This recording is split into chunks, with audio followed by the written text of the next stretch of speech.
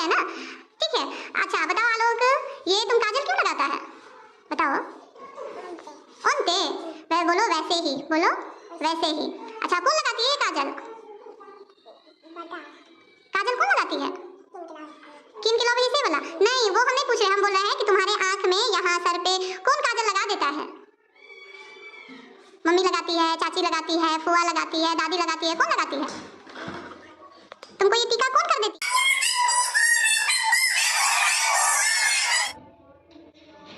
आवाज नहीं करेंगे आप लोग, ठीक है।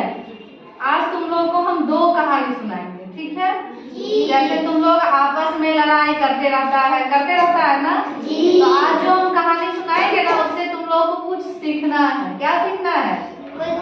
सीखना है, यही सीखना है कि आज के बाद से तुम लोग लड़ाई नहीं करेगा, आपस में मिलजुल के क्या करेगा, खेलेगा, ठीक है। देखो कहानी में क्या होता है।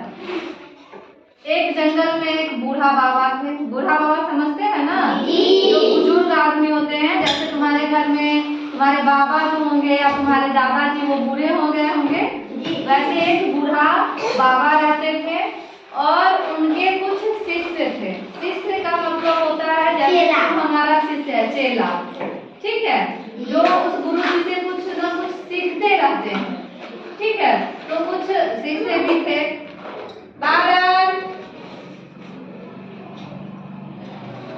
एक दिन गुरुजी क्या किए, उस चार जो चेला थे, वो चारों चेला में क्या होता था कि चारों ना आपस में हमेशा लड़ाई करता रहता था। क्या करता था? तो बाबा सोचे कि इस चारों में तो हमेशा लड़ाई होता रहता है, तो हम ऐसा क्या करें जिससे कि इस चारों में लड़ाई ना हो। शिवम उसको थोड़ा बंद करो। तो बाबा सोचे कि इस लोग को क्या ऐसा कुछ बता दे जिससे ये चारों आपस में झगड़ा नहीं करे और मिलजुल कर रहे। तो बाबा क्या किए, चारों को बोले कि एक गटर में लकड़ी बांध के लाओ, बड़ा बड़ा सा, इतना बड़ा बड़ा सा लकड़ी बांध के लाओ। तो चारों चेला गए और एक, जिसको तुम लोग गांव भर में बोझा बोलता है, बोझा समझता है ना, धान का बोझा होता है, गेहूं का बोझा होता है, लकड़ी का बोझा होता है, कच्ची का बोझा होता है कि नहीं? तो वैसे इसने क्या किया, बोझा बांध के लाया जो उस बोझा को ना, तो उसमें इतना बड़ा बड़ा सा बहुत लकड़ी था।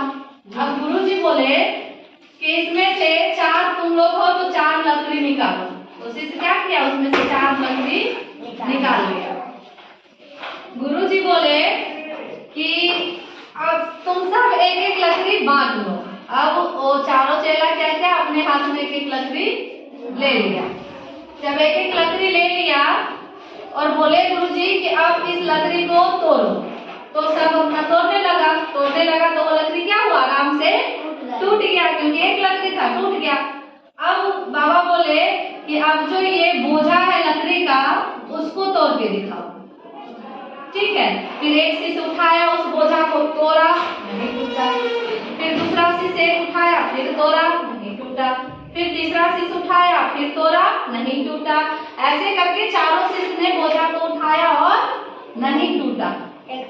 तो गुरुजी क्या बोले कि देखो यही एकता का साथ होता है। देखो जब एक लकड़ी था तुम्हारे हाथ में तो तुम इसको आसानी से तोड़ दिया, लेकिन यही जब एक बोझा लकड़ी, एक बोझा में 10, 20, 25 कितना भी रहा होगा, तो ये तुमसे आसानी से नहीं टूटा।